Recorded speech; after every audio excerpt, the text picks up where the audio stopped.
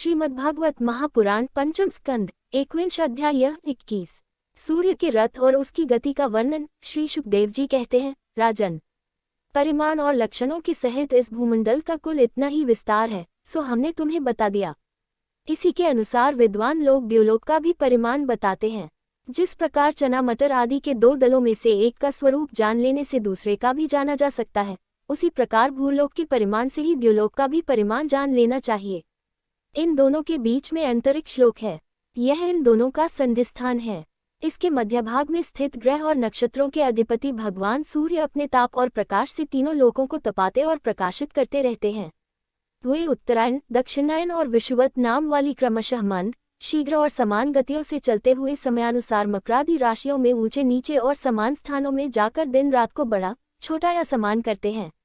जब सूर्य भगवान मेष या तुला राशि पर आते हैं तब दिन रात समान हो जाते हैं। जब वृष आदि 5 राशियों में चलते हैं तब प्रतिमास रात्रियों में एक एक घड़ी कम होती जाती है और उसी हिसाब से दिन बढ़ते जाते हैं।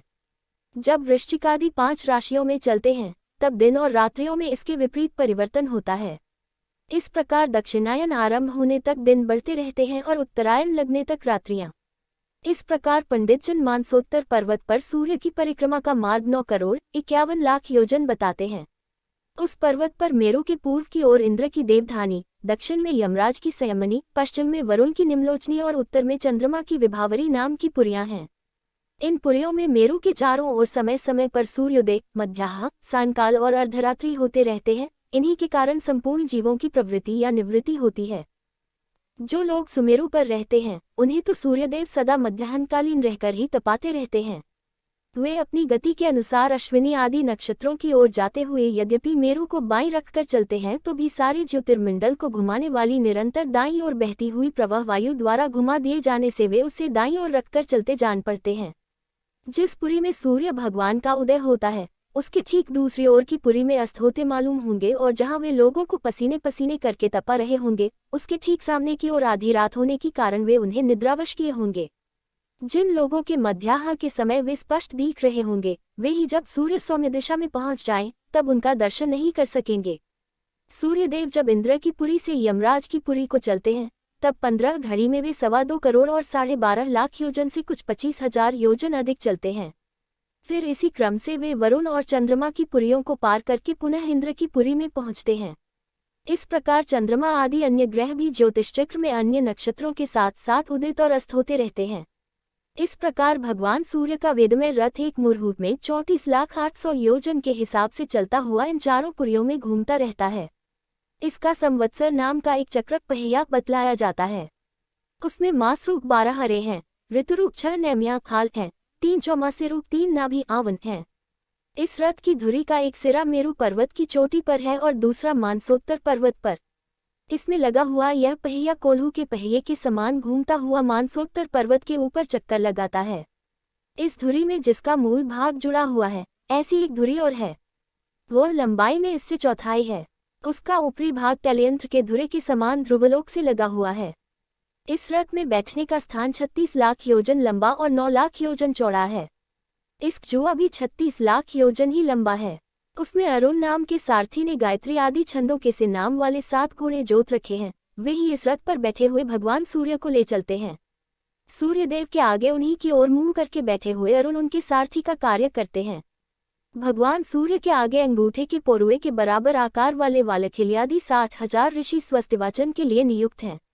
वे उनकी स्तुति करते रहते हैं। इनके अतिरिक्त ऋषि, गंधर्व, अप्सरा, नाग, यक्ष, राक्षस और देवता भी जो कुल मिलाकर 14 हैं, किंतु जोड़े से रहने के कारण 7 गण कहे जाते हैं। प्रत्येक मास में भिन्न भिन्न नामों वाले होकर अपने भिन्न भिन्न कर्मों से प्रत्येक मास में भिन्न भिन्न नाम धारण करने वाले आत्मस्वरूप भगवान सूर्य की दो मिलकर उपासना करते हैं।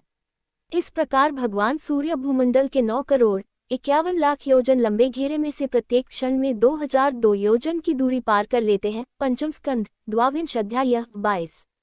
भिन्न भिन्न ग्रहों की स्थिति और गति का वर्णन। राजा परीक्षित ने पूछा, भगवान, आपने जो कहा कि यद्यपि भगवान सूर्य राशियों की ओर जाते समय मेरु और ध्रुव को दाईं ओर रखकर चलते मालूम होते हैं किंतु वस्तुतः उनकी गति दक्षिणावर्त नहीं होती, इस विषय को हम किस प्रकार समझें?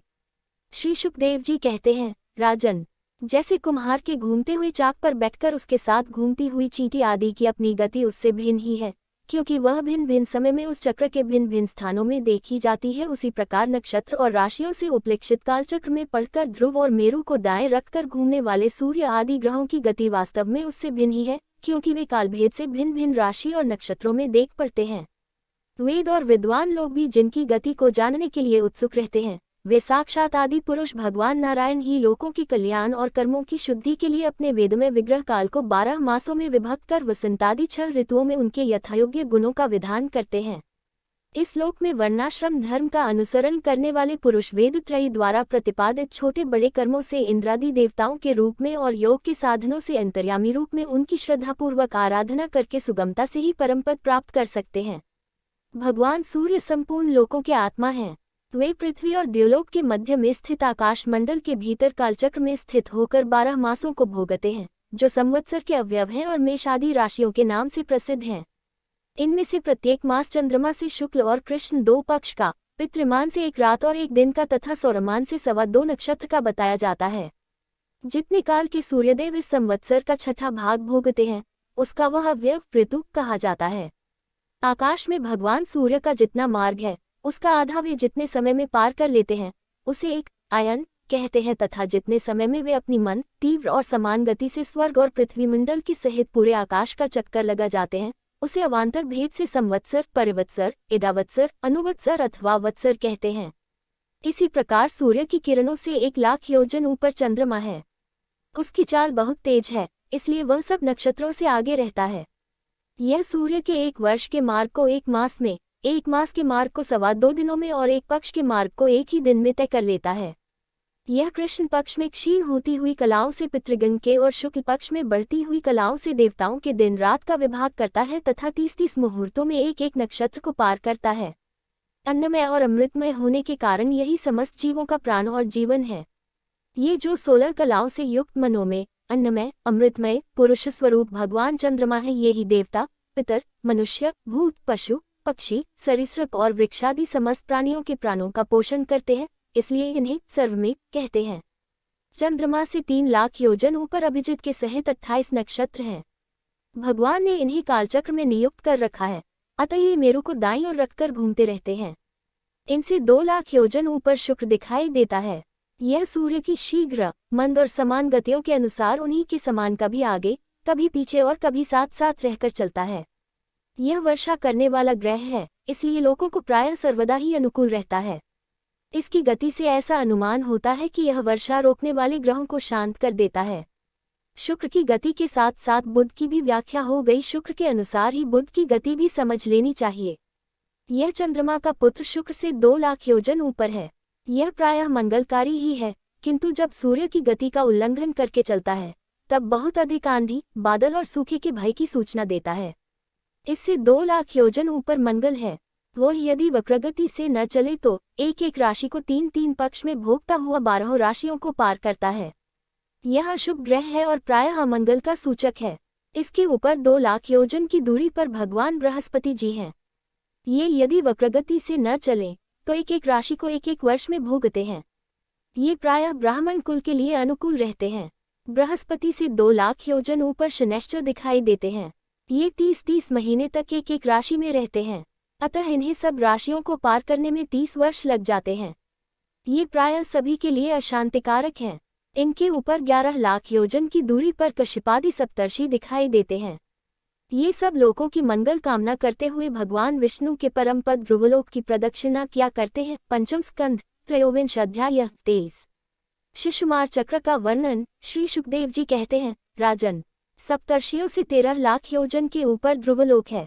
इसे भगवान विष्णु का परमपद कहते हैं।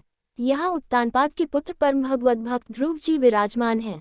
अग्नि, इंद्र, प्रजापति, कश्यप और धर्म ये सब एक साथ अत्यंत आदरपूर्वक इनकी प्रदक्षिणा करते रहते हैं। अब भी कल्पपर्यंत रहने वाले लोक इन्हीं के आधार स्थित हैं। इनका इस लोक का प्रभाव हम पहले 4थे स्कंध में वर्णन कर चुके हैं। सदा जागते रहने वाले अव्यक्त गति भगवान काल के द्वारा जो ग्रह नक्षत्र आदि ज्योतिर्गण निरंतर घुमाए जाते हैं, भगवान ने ध्रुवलोक को ही उन सबके आधार स्तंभ रूप से नियुक्त किया है। अतः यह एक ही स्थान में रहकर सदा प्रकाशित होता है। जिस प्रकार दायां चलाने के समय अनाज को खूंदने वाले पशु छोटी, बड़ी और मध्यम रस्सी में बंधकर क्रमशः निकट, दूर और मध्य में रहकर खंभे के चारों ओर मंडल बांधकर घूमते रहते हैं, उसी प्रकार सारे नक्षत्र और ग्रहगण बाहर भीतर के क्रम से इस कालचक्र में नियुक्त होकर ध्रुवलोक का ही आश्रय लेकर वायु की प्रेरणा से कल्प के अंत तक घूमते रहते हैं। जिस प्रकार मेघ और बाज आदि पक्षी अपने कर्मों की सहायता से वायु के अधीन रहकर आकाश में उड़ते रहते हैं, उसी प्रकार ये ज्योतिर्गण भी प्रकृति और पुरुष के संयोगवश अपने अपने कर्मों के अनुसार चक्कर काटते रहते हैं, पृथ्वी पर नहीं गिरते। कोई कोई पुरुष भगवान की योग माया के आधार पर स्थित इस ज्योतिष चक्र का शिशुमार सूस के रूप में वर्णन करते हैं। यह शिशुमार कुंडली मारे हुए है और इनका मुख नीचे की ओर है। इसकी पूंछ के सिरे पर ध्रुव स्थित है। पूंछ के मध्य भाग में प्रजापति, अग्नि, इंद्र और धर्म है। पूंछ की जड़ में धाता और विधाता हैं। इसके कटि प्रदेश में सप्तर्षि हैं। यह शिशुमार दाहिनी ओर को सिकुड़कर कुंडली मारे हुए है। ऐसी स्थिति में अभिजित से लेकर पुनर्वसु पर्यंत जो उत्तरायण के 14 नक्षत्र हैं, वे इसके दाहिने भाग में हैं, और पुष्य से लेकर उत्तराषाढ़ पर्यंत जो दक्षिणायन के 14 नक्षत्र हैं, वे बाएं भाग में हैं। लोक में भी जब शिशुमार कुंडलाकार होता है, तब उसके दोनों ओर के अंगों की संख्या समान रहती है। उसी प्रकार यहाँ नक्षत्र संख्या में भी समानता है। इसकी पीठ में अज्वीथी, मूल, पूर्वाषाढ़ा और उत्तराषाढ़ा नाम के 3 नक्षत्रों का समूह है और उधर में आकाशगंगा है। इसके दाहिने और बाएं कटित्वों में पुनर्वसु और पुष्य नक्षत्र हैं। पीछे के दाहिने और बाएं चरणों में आर्द्रा और आश्लेषा नक्षत्र हैं तथा दाहिने और बाएं नथुनों में क्रमशः अभिजित और उत्तराषाढ़ा हैं। इसी प्रकार दाहिने और बाएं नेत्रों में श्रवण और पूर्वाषाढ़ा एवं दाहिने और बाएं कानों में धनिष्ठा और मूल नक्षत्र हैं। मघा आदि दक्षिणायन के 8 नक्षत्र बाईं पसलियों में और विपरीत क्रम से मृगशिरा आदि उत्तरायण के 8 नक्षत्र दाहिनी पसलियों में हैं।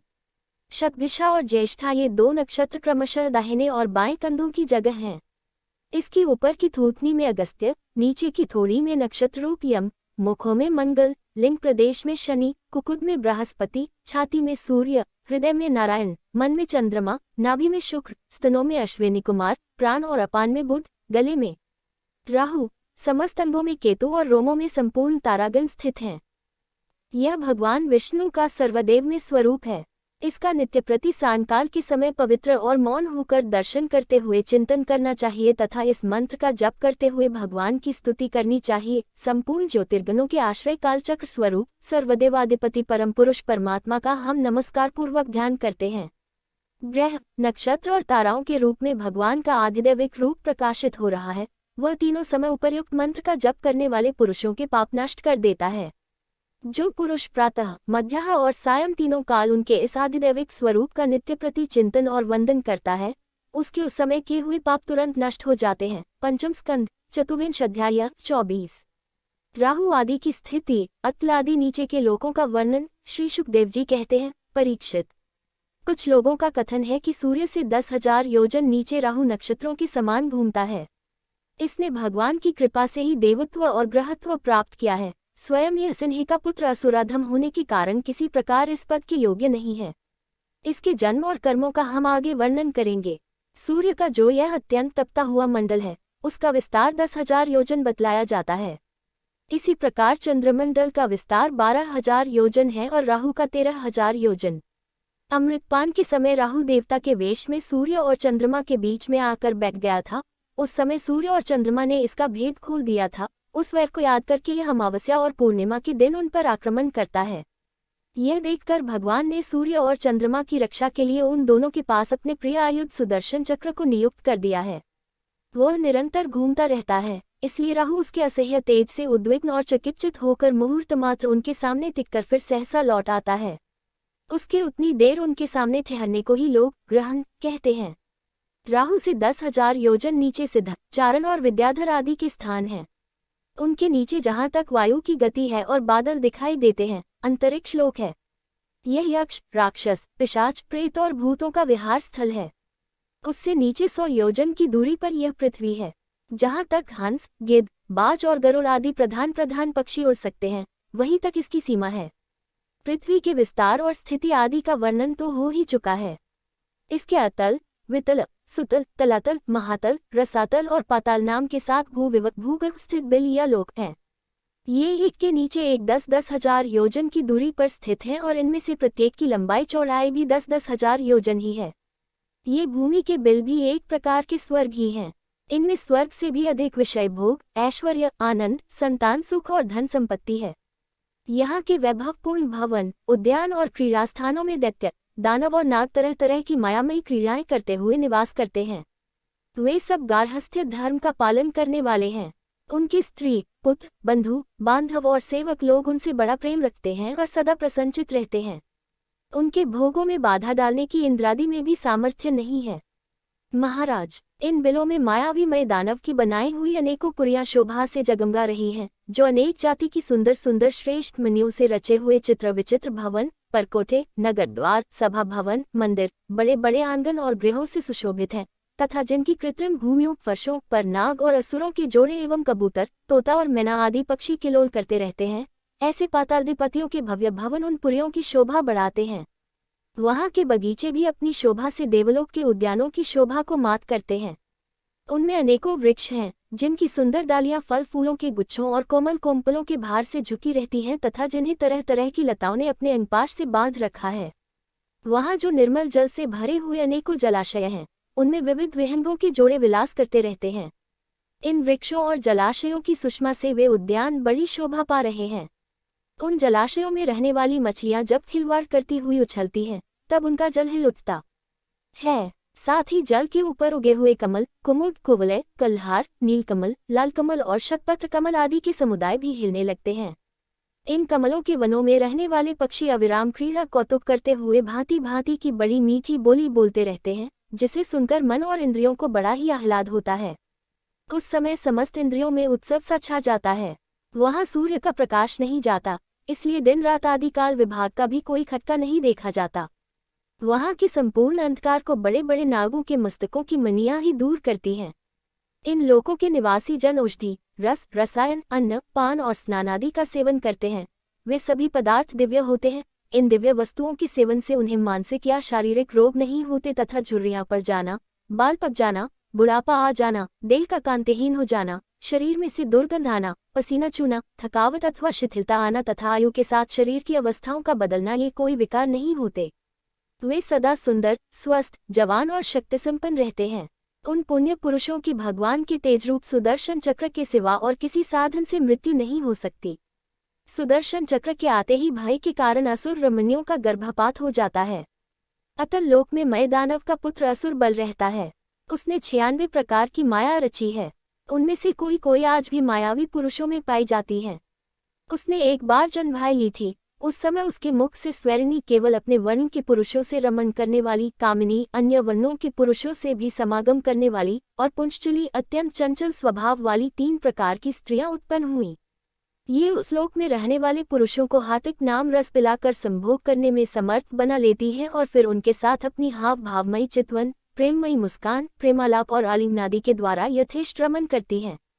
उस हाटक रस को पीकर मनुष्य मदान सा हो जाता है और अपने को 10,000 हाथियों के समान बलवान समझकर मैं ईश्वर हूँ, मैं सिद्ध हूँ, इस प्रकार बढ़ बढ़कर बातें करने लगता है। उसके नीचे वितल लोक में भगवान हाटकेश्वर नामक महादेव जी अपने पार्षद भूतगणों के सहित रहते हैं। वे प्रजापति की सृष्टि की वृद्धि के लिए भवानी के साथ विहार करते रहते हैं। उन दोनों के तेज से वहाँ हाटकी नाम की एक श्रेष्ठ नदी निकली है। उसके जल को वायु से प्रज्वलित अग्नि बड़े उत्साह से पीता है। वह जो हाटक नाम का सोना थूकता है, उससे बने हुए आभूषणों को दैत्यराजों के अंतःपुरों में स्त्री पुरुष सभी धारण करते हैं। वितल के नीचे सुतल लोक है। उसमें महायशस्वी पवित्र कीर्ति विरोचन पुत्र बलि रहते हैं। भगवान ने इंद्र का प्रिय करने के लिए अदिति के गर्भ से वटु वामन रूप में अवतीर्ण होकर उनसे तीनों लोक छीन लिए थे। फिर भगवान की कृपा से ही उनका इस लोक में प्रवेश हुआ। यहाँ उन्हें जैसी उत्कृष्ट संपत्ति मिली हुई है, वैसी इंद्रादि के पास भी नहीं है। अतः वे उन्हीं पूज्यतम प्रभु की अपने धर्माचरण द्वारा आराधना करते हुए यहाँ आज भी निर्भयतापूर्वक रहते हैं। संपूर्ण जीवों के नियंता एवं आत्मस्वरूप परमात्मा भगवान वासुदेव जैसे पूज्यतम पवित्रतम पात्र आने पर उन्हें परम श्रद्धा और आदर के साथ स्थिर चित्त से दिए हुए भूमिदान का यही कोई मुख्य फल नहीं है कि बलि को सुतलोक का ऐश्वर्य प्राप्त हो गया। यह ऐश्वर्य तो अनित्य है, किंतु वह भूमिदान तो साक्षात मोक्ष का ही द्वार है। भगवान का तो छींकने, गिरने और फिसलने के समय विवश होकर एक बार नाम लेने से भी मनुष्य सहसा कर्म बंधन को काट देता है, जबकि मुमुक्षु लोग इस कर्म बंधन को योग साधन आदि अन्य अनेकों उपायों का आश्रय लेने पर बड़े कष्ट से कहीं काट पाते हैं। अतएव अपने संयमी भक्त और ज्ञानियों को स्वस्वरूप प्रदान करने वाले और समस्त प्राणियों के आत्मा श्री भगवान को आत्मभाव से किए हुए भूमिदान का यह फल नहीं हो सकता। भगवान ने यदि बलि को उसके सर्वस्वदान के बदले अपनी विस्मृति कराने वाला यह माया में भोग और ऐश्वर्य ही दिया तो उन्होंने उस पर यह कोई अनुग्रह नहीं किया। जिस समय कोई और उपाय न देखकर भगवान ने याचकों के छल से उसका त्रिलोकी का राज्य छीन लिया और उसके पास केवल उसका शरीर मात्र ही शेष रहने दिया, तब वरुण के पाशों में बांधकर पर्वत की गुफा में डाल दिए जाने पर उसने कहा था, खेद है, यह ऐश्वर्यशाली इंद्र विद्वान होकर भी अपना सच्चा स्वार्थ सिद्ध करने में कुशल नहीं है। इसने सम्मति लेने के लिए अनन्यभाव से बृहस्पति जी को अपना मंत्री बनाया, फिर भी उनकी अवहेलना करके इसने श्री विष्णु भगवान से उनका दास्य न मानकर उनके द्वारा मुझसे अपने लिए ये भोग ही मांगे। ये 3 लोग तो केवल एक मनवंतर तक ही रहते हैं, जो अनंत काल का एक अवयव मात्र है। भगवान के कैंकर्य के आगे भला इन तुच्छ भोगों का क्या मूल्य है। हमारे पितामह प्रहलाद जी ने भगवान के हाथों अपने पिता हिरण्यकशिपु के मारे जाने पर प्रभु की सेवा का ही वर मांगा था। भगवान देना भी चाहते थे तो भी उनसे दूर करने वाला समझकर उन्होंने अपने पिता का निष्कंटक राज्य लेना स्वीकार नहीं किया। बड़े महानुभाव थे। मुझ पर तो न भगवान की कृपा ही है और न मेरी वासनाएं ही शांत हुई है, फिर मेरे जैसा कौन पुरुष उनके पास पहुंचने का साहस कर सकता है। इस बलि का चरित्र हम आगे अष्टम स्कंद में विस्तार से कहेंगे। अपने भक्तों के प्रति भगवान का हृदय दया से भरा रहता है। इसी से अखिल जगत के परम पूजनीय गुरु भगवान नारायण हाथ में गदा लिए सुतल लोक में राजा बलि के द्वार पर सदा उपस्थित रहते हैं। एक बार जब दिग्विजय करता हुआ घमंडी रावण वहां पहुंचा, तब उसे भगवान ने अपने पैर के अंगूठे की ठोकर से ही लाखों योजन दूर फेंक दिया था। सुतल लोक से नीचे तलातल है, वहां त्रिपुरादिति दानव राजमय रहता है। पहले तीनों लोकों को शांति प्रदान करने के लिए भगवान शंकर ने उसके तीनों पुर भस्म कर दिए थे। फिर उन्हीं की कृपा से उसे यह स्थान मिला। वह मायावियों का परम गुरु है और महादेव जी के द्वारा सुरक्षित है, इसलिए उसे सुदर्शन चक्र से भी कोई भय नहीं है। वहां के निवासी उसका बहुत आदर करते हैं। उसके नीचे महातल में कद्रु से उत्पन्न हुए अनेक सिरों वाले सर्पों का क्रोधवश नामक एक समुदाय रहता है। उनमें कुहक, तक्षक, काली और सुषेण आदि प्रधान हैं। उनके बड़े बड़े फन हैं। वे सदा भगवान के वाहन पक्षीराज गरुड़ जी से डरते रहते हैं, तो भी कभी कभी अपने स्त्री, पुत्र, मित्र और कुटुंब के संग से प्रमथ होकर विहार करने लगते हैं। उसके नीचे रसातल में पनी नाम के दैत्य और दानव रहते हैं। ये निवात कवच, कालिया और हिरण्यपुरवासी भी कहलाते हैं। इनका देवताओं से विरोध है। ये जन्म से ही बड़े बलवान और महान साहसी होते हैं, किंतु जिनका प्रभाव संपूर्ण लोकों में फैला हुआ है, उन श्रीहरि के तेज से बलाभिमान चूर्ण हो जाने के कारण ये सर्पों के समान लुक छिपकर रहते हैं तथा इंद्र की दूती शर्मा के कहे हुए मंत्रवनरूप एक वाक्य के कारण सर्वदा इंद्र से डरते रहते हैं। रसातल के नीचे पाताल है। वहां शंख, कुलिक, महाशंख, श्वेत, धनजन्य, धृतराष्ट्र, शंखचूड़, कंबल, अश्वतर और देवदत्त आदि बड़े क्रोधी और बड़े बड़े फनों वाले नाग रहते हैं। इनमें वासुकी प्रधान हैं। उनमें से किसी के 5, किसी के 7, किसी के 10, किसी के 100 और किसी के 1000 सिर हैं। उनके फनों की दमकती हुई मनियां अपने प्रकाश से पाताल लोक का सारा अंधकार नष्ट कर देती हैं। पंचम स्कंध, पंचविंश अध्याय 25। श्री संकर्षण देव का विवरण और स्तुति। श्री शुकदेव जी कहते हैं, राजन, पाताल लोक के नीचे 30,000 योजन की दूरी पर अनंत नाम से विख्यात भगवान की तामसी नित्य कला है।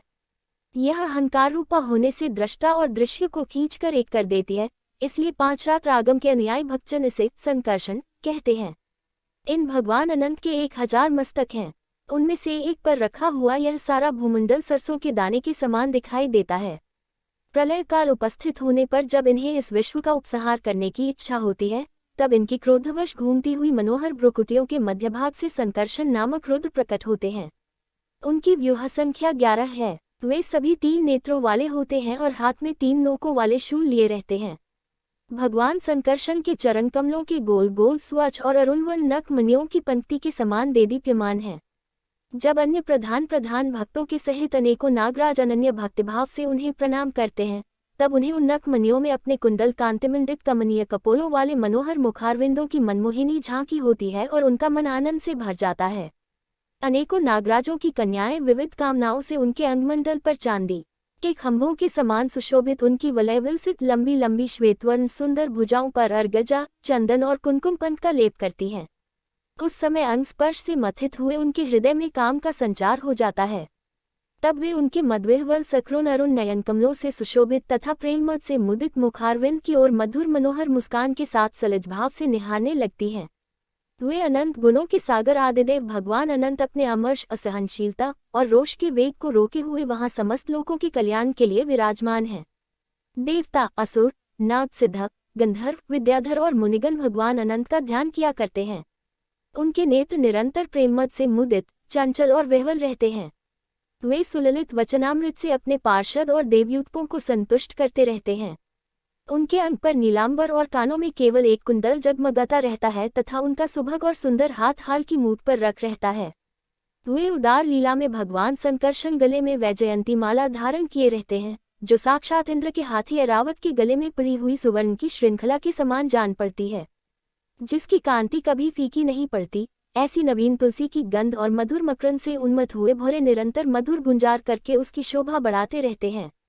परीक्षित, इस प्रकार भगवान अनंत महात्म्य श्रवण और ध्यान करने से मुमुक्षुओं के हृदय में आविर्भूत होकर उनकी अनादिकालीन कर्मवासनाओं से ग्रथित सत्व, रज और तमोगुणात्मक अविद्यामयी हृदय ग्रंथि को तत्काल काट डालते हैं।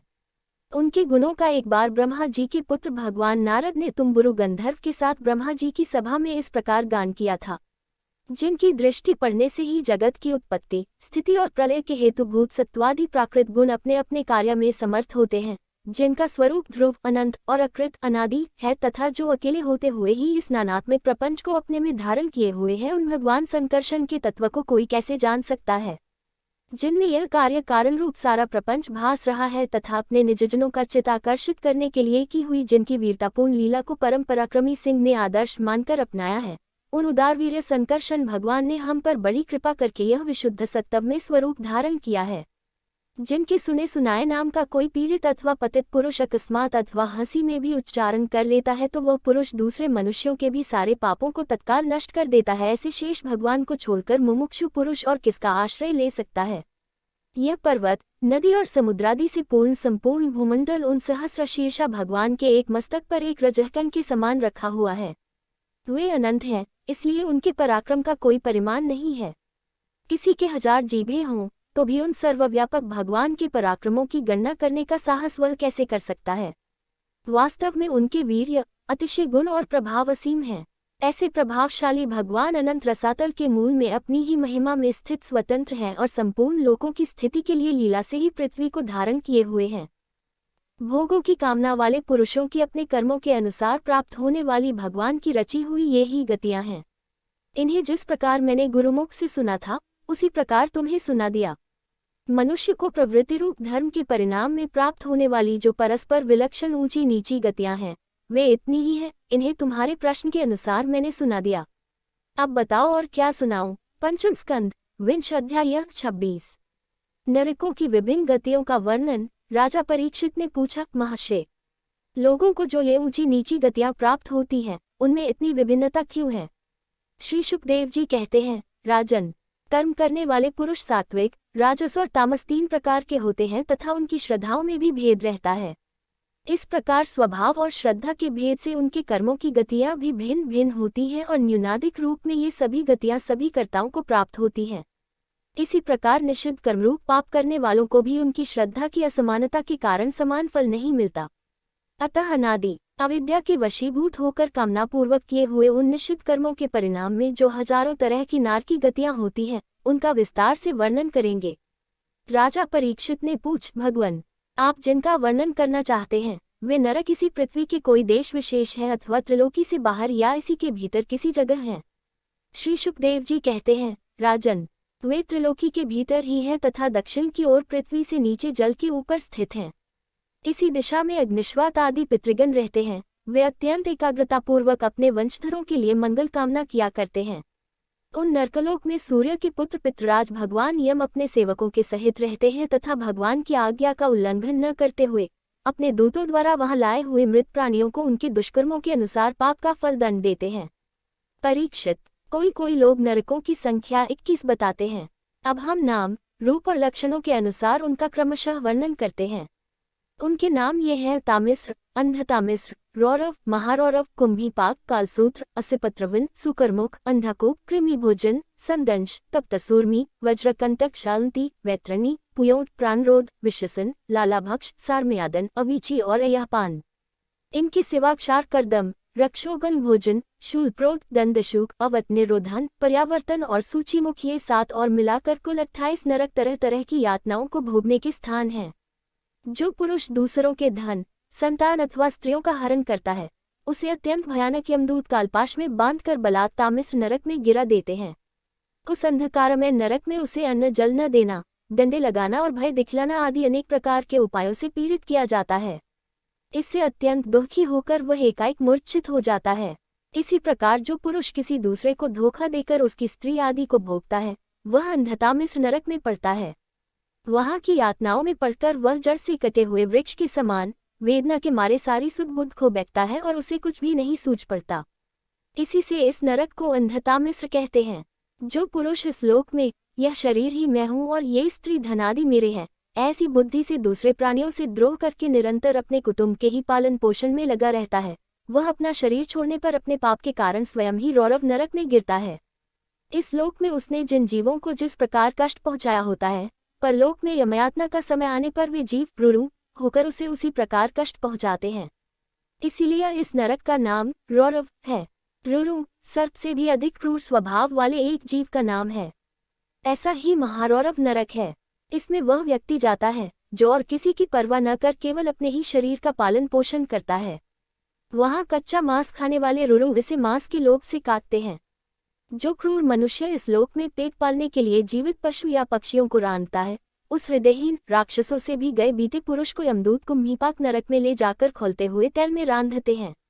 जो मनुष्य इस लोक में माता पिता, ब्राह्मण और वेद से विरोध करता है, उसे यमदूत का सूत नरक में ले जाते हैं। इसका घेरा 10,000 योजन है। इसकी भूमि तांबे की है। इसमें जो तपा हुआ मैदान है, वह ऊपर से सूर्य और नीचे से अग्नि के दाह से जलता रहता है। वहां पहुंचाया हुआ पापी जीव भूख प्यास से व्याकुल हो जाता है और उसका शरीर बाहर भीतर से जलने लगता है। उसकी बेचैनी यहाँ तक बढ़ती है कि वह कभी बैठता है, कभी लेटता है, कभी छटपटाने लगता है, कभी खड़ा होता है और कभी इधर उधर दौड़ने लगता है। इस प्रकार उस नर पशु के शरीर में जितने रोम होते हैं, उतने ही 1000 वर्ष तक उसकी यह दुर्गति होती रहती है। जो पुरुष किसी प्रकार की आपत्ति न आने पर भी अपने वैदिक मार्ग को छोड़कर अन्य पाखंडपूर्ण धर्मों का आश्रय लेता है, उसे यमदूत असिपत्रवन नरक में ले जाकर कोड़ों से पीटते हैं। जब मार से बचने के लिए वह इधर उधर दौड़ने लगता है, तब उसके सारे अंग तालवन के तलवार के समान पैने पत्तों से, जिनमें दोनों ओर धारें होती हैं, टूक टूक होने लगते हैं। तब वह अत्यंत वेदना से हाय मैं मरा, इस प्रकार चिल्लाता हुआ पद पद पर मूर्छित होकर गिरने लगता है। अपने धर्म को छोड़कर पाखंड मार्ग में चलने से उसे इस प्रकार अपने कुकर्म का फल भोगना पड़ता है। इस लोक में जो पुरुष राजा या राजकर्मचारी होकर किसी निरपराध मनुष्य को दंड देता है अथवा ब्राह्मण को शरीर दंड देता है, वह महापापी मरकर सुकर्मुख नरक में गिरता है। वहां जब महाबली यमदूत उसके अंगों को कुचलते हैं, तब वह कोल्हू में पेरे जाते हुए गन्नों के समान पीड़ित होकर, जिस प्रकार इस लोक में उसके द्वारा सताए हुए निरपराध प्राणी रोते चिल्लाते थे, उसी प्रकार कभी आर्त स्वर से चिल्लाता और कभी मूर्छित हो जाता है। जो पुरुष इस लोक में खटमल आदि जीवों की हिंसा करता है, वह उनसे द्रोह करने के कारण अंधकूप नरक में गिरता है। क्योंकि स्वयं भगवान ने ही रक्तपान आदि उनकी वृत्ति बना दी है और उन्हें उसके कारण दूसरों को कष्ट पहुंचने का ज्ञान भी नहीं है, किंतु मनुष्य की वृत्ति भगवान ने विधि निषेध पूर्वक बनाई है और उसे दूसरों के कष्ट का ज्ञान भी है। वहाँ वे पशु, मृग, पक्षी, सांप आदि रेंगने वाले जंतु, मच्छर, जू, खटमल और मक्खी आदि जीव जिनसे उसने द्रोह किया था, उसे सब ओर से काटते हैं। इससे उसकी निद्रा और शांति भंग हो जाती है और स्थान न मिलने पर भी वह बेचैनी के कारण उस घोर अंधकार में इस प्रकार भटकता रहता है, जैसे रोगग्रस्त शरीर में जीव छटपटाता करता है। जो मनुष्य इस लोक में बिना पंच महायज्ञ किए तथा जो कुछ मिले उसे बिना किसी दूसरे को दे स्वयं ही खा लेता है, उसे कोई के समान कहा गया है। वह परलोक में कृमि भोजन नामक निकृष्ट नरक में गिरता है। वहाँ 1,00,000 योजन लंबा चौड़ा एक कीड़ों का कुंड है। उसी में उसे भी कीड़ा बनकर रहना पड़ता है और जब तक अपने पापों का प्रायश्चित न करने वाले उस पापी के बिना दिए और बिना हवन किए खाने के दोष का अच्छी तरह शोधन नहीं हो जाता, तब तक वह उसी में पड़ा पड़ा कष्ट भोगता रहता है। वहाँ कीड़े उसे नोचते हैं और वह कीड़ों को खाता है।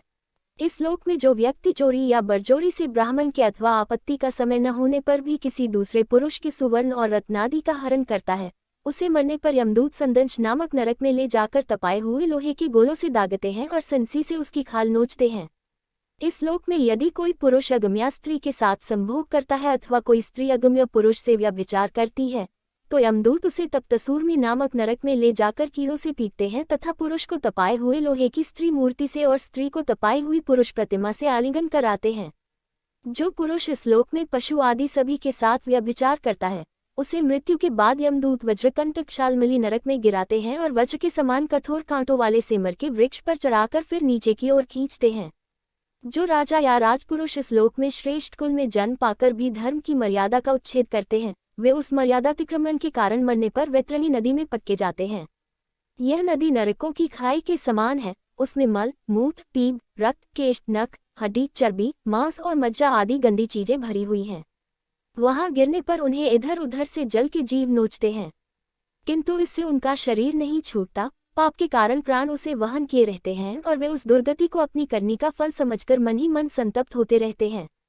जो लोग शौच और आचार के नियमों का परित्याग कर तथा लज्जा को तिलांजलि देकर इस लोक में शूद्राओं के साथ संबंध गांठकर पशुओं के समान आचरण करते हैं, वे भी मरने के बाद पीप, विष्ठा, मूत्र, कफ और मल से भरे हुए पुयो नामक समुद्र में गिरकर उन अत्यंत घृणित वस्तुओं को ही खाते हैं। इस लोक में जो ब्राह्मणादि उच्च वर्ण के लोग कुत्ते या गधे पालते और शिकार आदि में लगे रहते हैं तथा शास्त्र के विपरीत पशुओं का वध करते हैं, मरने के पश्चात वे प्राणरोध नरक में डाले जाते हैं और वहां यमदूत उन्हें लक्ष्य बनाकर बाणों से बींधते हैं। जो पाखंडी लोग पाखंडपूर्ण यज्ञों में पशुओं का वध करते हैं, उन्हें परलोक में वैश्यस्पृशंत नरक में डालकर वहां के अधिकारी बहुत पीड़ा देकर काटते हैं।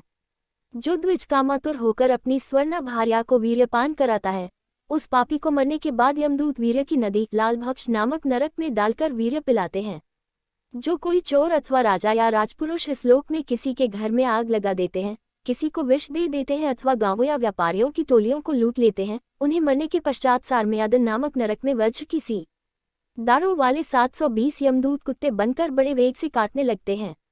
इस लोक में जो पुरुष किसी की गवाही देने में, व्यापार में अथवा दान के समय किसी भी तरह झूठ बोलता है, वह मरने पर आधारशून्य अविचमान नरक में पड़ता है। वहां उसे 100 योजन ऊंचे पहाड़ के शिखर से नीचे को सिर करके गिराया जाता है। उस नरक की पत्थर की भूमि जल के समान जान पड़ती है, इसीलिए इसका नाम अविचमान है।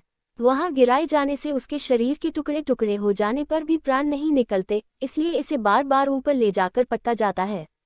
जो ब्राह्मण या ब्राह्मणी अथवा व्रत में स्थित और कोई भी प्रमादवश मद्यपान करता है तथा जो क्षत्रिय या वैश्य सोमपान करता है, उन्हें यमदूत अयपान नाम के नरक में ले जाते हैं और उनकी छाती पर पैर रखकर उनके मुंह में आग से गलाया हुआ लोहा डालते हैं।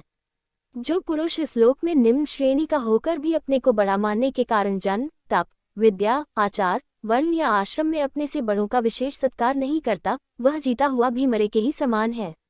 उसे मरने पर क्षारकर्दम नाम के नरक में नीचे को सिर करके गिराया जाता है और वहां उसे अनंत पीड़ाएं भोगनी पड़ती हैं।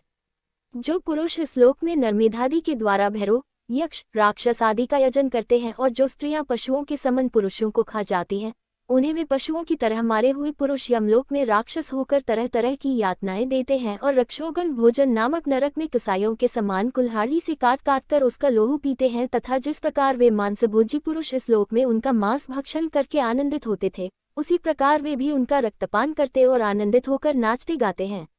इस लोक में जो लोग वन या गांव के निरपराध जीवों को जो सभी अपने प्राणों को रखना चाहते हैं, तरह तरह के उपायों से फुसलाकर अपने पास बुला लेते हैं, फिर उन्हें कांटे से बेधकर या रस्सी से बांधकर खिलवाड़ करते हुए तरह तरह की पीड़ाएं देते हैं, उन्हें भी मरने के पश्चात यमयातनाओं के समय शूलप्रोत नामक नरक में शूलों से बेधा जाता है। उस समय जब उन्हें भूख प्यास सताती है और कंक, बटेर आदि तीखी चोंचों वाले नरक के भयानक पक्षी नोचने लगते हैं, तब अपने किए हुए सारे पाप याद आ जाते हैं। इस लोक में जो सर्पों के समान उग्र स्वभाव पुरुष दूसरे जीवों को पीड़ा पहुंचाते हैं, वे मरने पर दंडशूक नाम के नरक में गिरते हैं। वहां 5-5, 7-7 मुंह वाले सर्प उनके समीप आकर उन्हें चूहों की तरह निगल जाते हैं। जो व्यक्ति यहाँ दूसरे प्राणियों को अंधेरी खत्तियों, कोठों या गुफाओं में डाल देते हैं, उन्हें परलोक में यमदूत वैसे ही स्थानों में डालकर विषैली आग के धुएं में घूंटते हैं। इसीलिए इस नरक को अवट निरोधन कहते हैं। जो गृहस्थ अपने घर आए अतिथि अत्यागतों की ओर बार बार क्रोध में भरकर ऐसी कुटिल दृष्टि से देखता है मानो उन्हें भस्म कर देगा, वह जब नरक में जाता है तब उस पापदृष्टि के नेत्रों को गिद्ध, कंट, काक और बटेर आदि वज्र किसी कठोर चोंचों वाले पक्षी बलात् निकाल लेते हैं। इस नरक को पर्यावर्तन कहते हैं। इस लोक में जो व्यक्ति अपने को बड़ा धनवान समझकर अभिमानवश सबको टेढ़ी नजर से देखता है और सभी पर संदेह रखता है, धन के व्यय और नाश की चिंता से जिसके हृदय और मुंह सूखे रहते हैं, अतः तनिक भी चैन न मानकर जो यक्ष के समान धन की रक्षा में लगा रहता है तथा पैसा पैदा करने, बढ़ाने और बचाने में जो तरह तरह के पाप करता रहता है, वह नराधम मरने पर सूचीमुख नरक में गिरता है। वहां उस अर्थपिशाच पापात्मा के सारे अंगों को यमराज के दूत दर्जियों के समान सुई धागे से सीते हैं। यमलोक में इसी प्रकार के सैकड़ों हजारों नरक हैं। उनमें जिनका यहाँ उल्लेख हुआ है और जिनके विषय में कुछ नहीं कहा गया, उन सभी में सब अधर्मपरायण जीव अपने कर्मों के अनुसार बारी बारी से जाते हैं। इसी प्रकार धर्मात्मा पुरुष स्वर्ग आदि में जाते हैं। इस प्रकार नरक और स्वर्ग के भोग से जब इनसे अधिकांश पाप और पुण्य क्षीण हो जाते हैं, तब बाकी बचे हुए पुण्य पापरूप कर्मों को लेकर ये फिर इसी लोक में जन्म लेने के लिए लौट आते हैं। इन धर्म और अधर्म दोनों से विलक्षण जो निवृत्ति मार्ग है, उसका तो पहले द्वितीय स्कंध में ही वर्णन हो चुका है। पुराणों में जिसका 14 भुवन के रूप में वर्णन किया गया है, वह ब्रह्मांड कोश इतना ही है। यह साक्षात परम पुरुष श्री नारायण का अपनी माया के गुणों से युक्त अत्यंत स्थूल स्वरूप है। इसका वर्णन मैंने तुम्हें सुना दिया। परमात्मा भगवान का उपनिषदों में वर्णित निर्गुण स्वरूप यद्यपि मन बुद्धि की पहुंच के बाहर है, तो भी जो पुरुष इस स्थूल रूप का वर्णन आदरपूर्वक पढ़ता, सुनता या सुनाता है, उसकी बुद्धि श्रद्धा और भक्ति के कारण शुद्ध हो जाती है और वह उस सूक्ष्म रूप का भी अनुभव कर सकता है। यति को चाहिए कि भगवान के स्थूल और सूक्ष्म दोनों प्रकार के रूपों का श्रवण करके पहले स्थूल रूप में चित्त को स्थिर करे, फिर धीरे धीरे वहां से हटाकर उसे सूक्ष्म में लगा दे। परीक्षित, मैंने तुमसे पृथ्वी, उसके अंतर्गत द्वीप, वर्ष, नदी, पर्वत, आकाश, समुद्र, पाताल, दिशा, नरक, ज्योतिर्गण और लोकों की स्थिति का वर्णन किया। यही भगवान का अति अद्भुत स्थूल रूप है, जो समस्त जीव समुदाय का आश्रय है। पंचम स्कंध समाप्त। हरि ओम। इस प्रकार श्रीमद्भागवत महापुराण पंचम स्कंध के 26 अध्याय समाप्त हुए।